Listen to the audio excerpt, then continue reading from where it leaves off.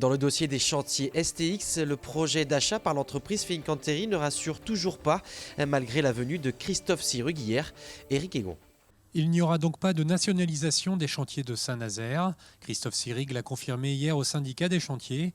L'État français entend obtenir des garanties du groupe italien Fincantieri en faisant jouer sa minorité de blocage sans pour autant devenir majoritaire. Je ne suis pas sûr que l'État ait vocation à porter un projet industriel. Par rapport à l'activité du chantier, par rapport aux clients, je souhaiterais que nous ne les oublions pas là-dedans, que nous ayons plutôt un industriel de référence, car ça me semble être plus propice au développement du site, à partir du moment où l'État confirme sa présence. Déjà avec 33% et une minorité de blocage, l'État peut faire un petit peu, non pas ce qu'il veut, mais au moins prendre des options stratégiques dans l'entreprise ou bloquer toute option qui pourrait être néfaste à l'entreprise. Il n'y a pas besoin d'être, on va dire, l'actionnaire majoritaire ou de nationaliser l'entreprise. Et de toute façon, il est plus intéressant d'avoir, on va dire, un actionnaire industriel de référence qui va prendre les décisions opérationnelles au jour le jour.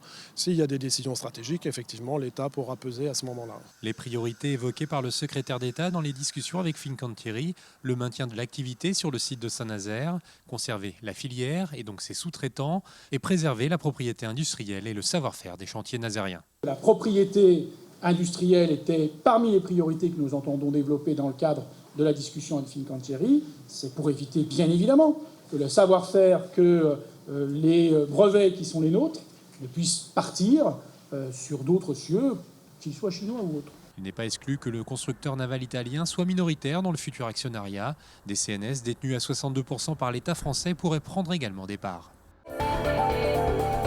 La colère des habitants de Surchaux à Saint-Jean-de-Boiseau. Ils ne supportent plus les excès de vitesse sur la départementale 11. Jean-Michel Naga. Le Surchaux sur la commune de Saint-Jean-de-Boiseau, c'est un petit village décoré aux couleurs de Noël et pourtant, ce n'est pas la fête ici. La faute aux automobilistes qui ne respectent pas la limitation de vitesse dans cette longue ligne droite et ils sont très nombreux dans ce cas. Par semaine, nous avons en gros 10 800 véhicules qui dépassent la limitation des 50 km/h. Ce qui fait en gros par jour, 1500 véhicules jour dépassent cette vitesse de 50 km/h. Un véhicule sur deux, parfois même au-delà des 110 km/h. C'est le radar pédagogique installé sur cette route qui l'indique. S'il était réel, les habitants ont calculé qu'en l'espace de 6 semaines seulement, 52 000 points devraient être retirés. Et cette situation est d'autant plus inquiétante que les cars scolaires n'ont pas d'emplacement réservé. Les enfants attendent ici le matin, sur le bord de la route. Voilà, dans le noir, parce que comme vous pouvez constater, il n'y a pas d'éclairage sur le passage piéton et sur l'arrêt.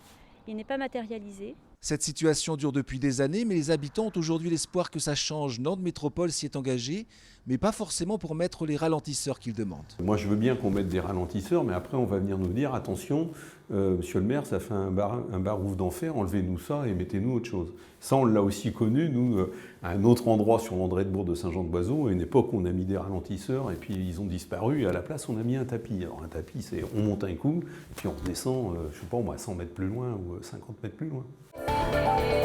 Début d'année difficile pour le club de foot des Métallos à Chantenay. Un incendie volontaire a occasionné près de 6 000 € de dégâts. Reportage de Claire Villalon. Un tas de déchets carbonisés, voilà ce qu'il reste du matériel de la section foot de l'association Métallos Sport Chantenay.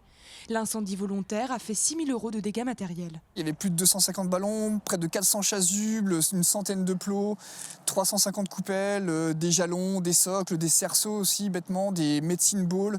Il y avait 2 mini-buts, il y avait énormément de choses dans ce local matériel. C'est le matériel du club qui est accumulé depuis une quinzaine d'années.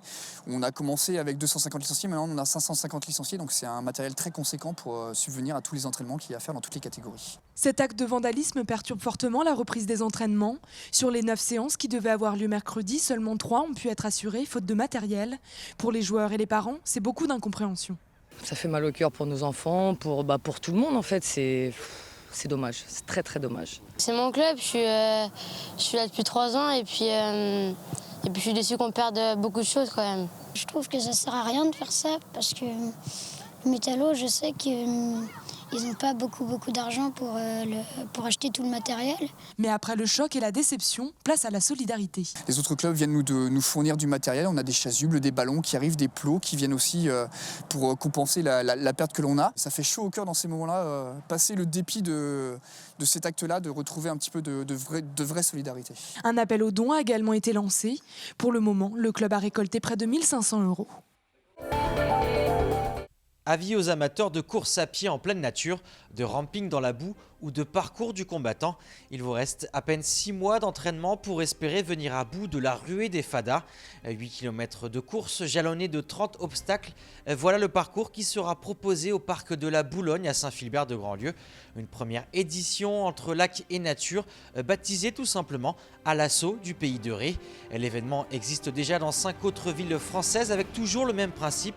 Une course à pied déguisée et déjantée où l'esprit d'équipe, l'entraide et le dépassement de soi sont les maîtres mots. Il vous en coûtera tout de même 35 € par participant jusqu'au 28 février avant une augmentation des prix.